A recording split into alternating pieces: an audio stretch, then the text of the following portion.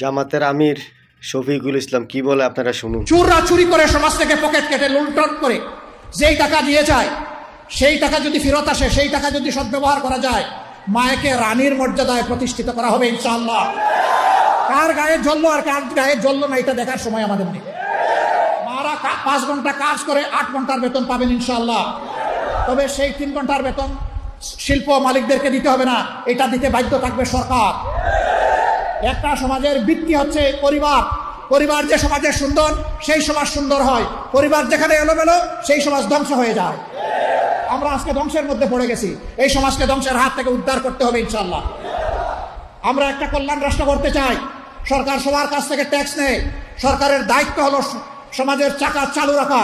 সরকারের দায়িত্ব হচ্ছে ওই সমস্ত মাদের বাকি 3 ঘন্টার বেতন পরিশোধ করা। কল্যাণ রাষ্ট্র যেদিন কায়েম হবে, ইনশাআল্লাহ পর্যায়ক্রমে এই দেশ সেই জায়গায় গিয়ে উপনীত হবে।